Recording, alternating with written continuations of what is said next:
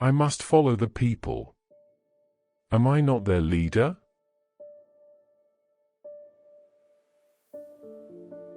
Where there is no vision, the people perish.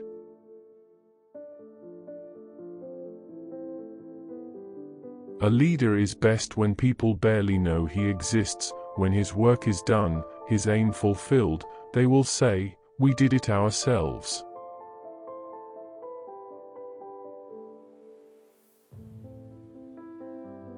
You manage things, you lead people.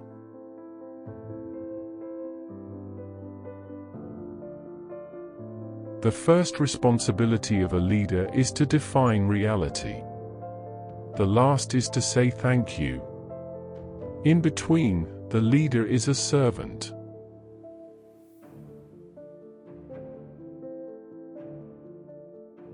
Leadership is the capacity to translate vision into reality.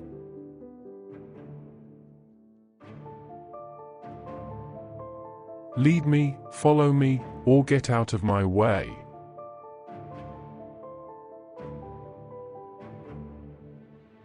Before you are a leader, success is all about growing yourself. When you become a leader, success is all about growing others.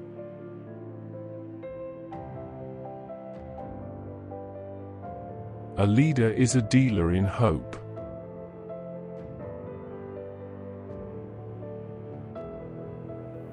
You don't need a title to be a leader.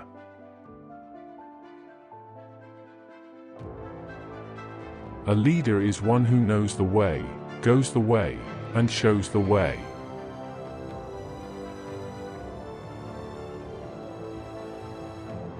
My own definition of leadership is this: the capacity and the will to rally men and women to a common purpose, and the character which inspires confidence.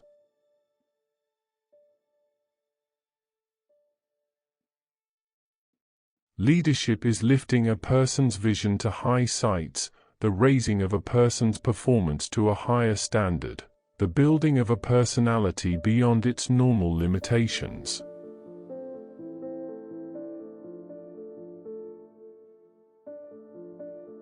Never doubt that a small group of thoughtful, concerned citizens can change world. Indeed, it is the only thing that ever has.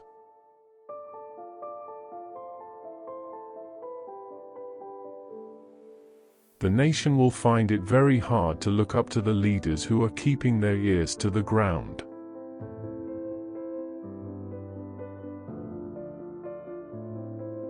The most dangerous leadership myth is that leaders are born, that there is a genetic factor to leadership.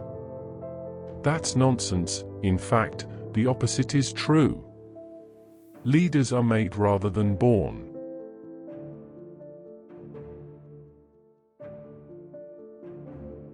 To command is to serve, nothing more and nothing less.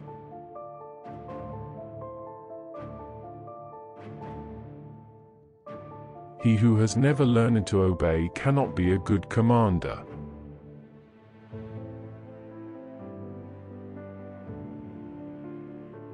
Become the kind of leader that people would follow voluntarily, even if you had no title or position.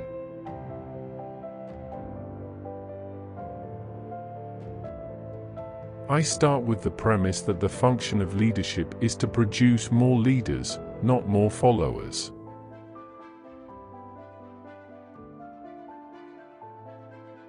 Effective leadership is not about making speeches or being liked. Leadership is defined by results, not attributes.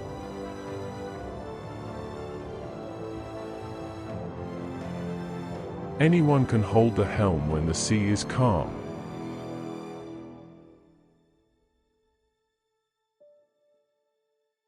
A great person attracts great people and knows how to hold them together.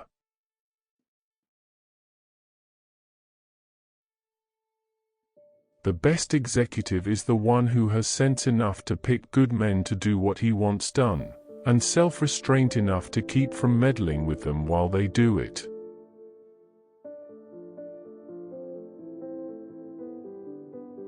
Leadership is influence.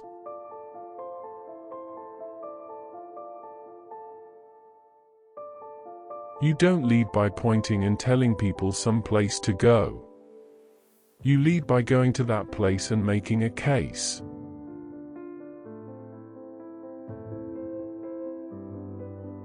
When I give a minister an order, I leave it to him to find the means to carry it out.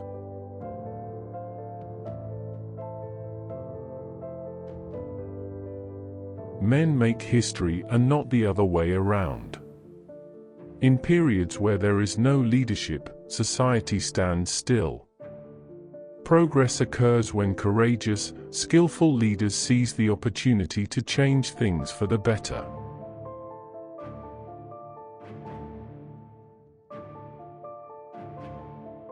People buy into the leader before they buy into the vision.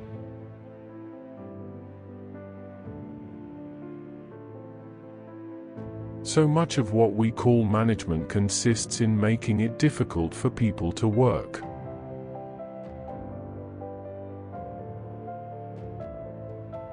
The art of leadership is saying no, not saying yes.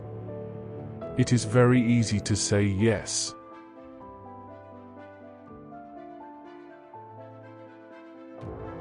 The very essence of leadership is that you have to have a vision. It's got to be a vision you articulate clearly and forcefully on every occasion. You can't blow an uncertain trumpet.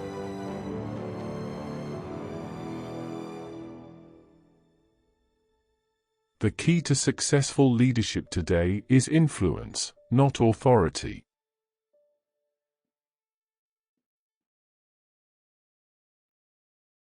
A good general not only sees the way to victory, he also knows when victory is impossible.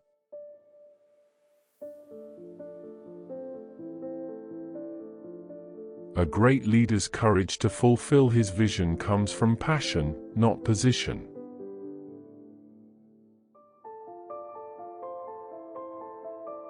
A leader takes people where they want to go. A great leader takes people where they don't necessarily want to go, but ought to be.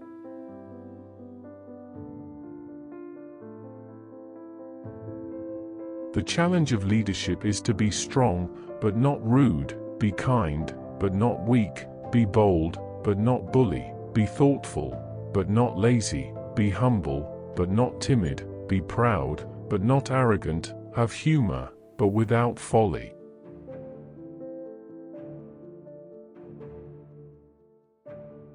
Outstanding leaders go out of their way to boost the self-esteem of their personnel.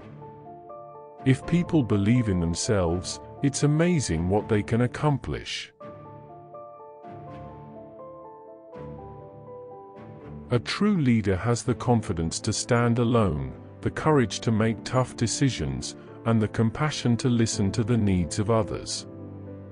He does not set out to be a leader, but becomes one by the equality of his actions and the integrity of his intent.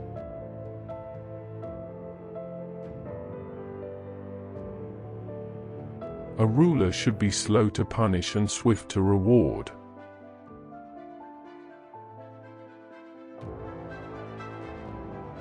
No man will make a great leader who wants to do it all himself, or to get all the credit for doing it.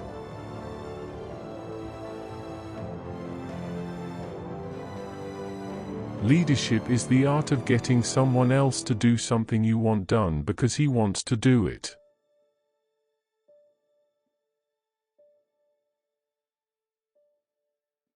The leader has to be practical and a realist, yet must talk the language of the visionary and the idealist.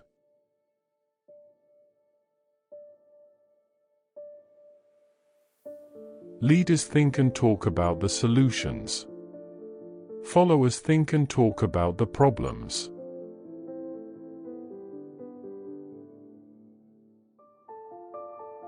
A man who wants to lead the orchestra must turn his back on the crowd.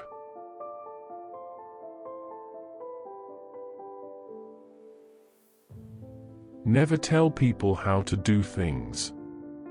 Tell them what to do and they will surprise you with their ingenuity.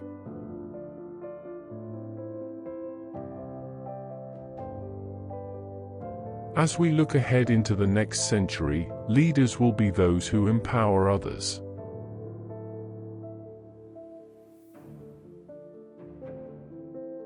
All of the great leaders have had one characteristic in common. It was the willingness to confront unequivocally the major anxiety of their people in their time. This, and not much else, is the essence of leadership.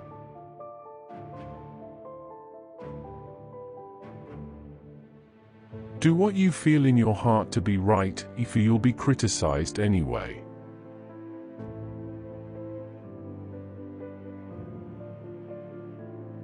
Don't necessarily avoid sharp edges. Occasionally they are necessary to leadership.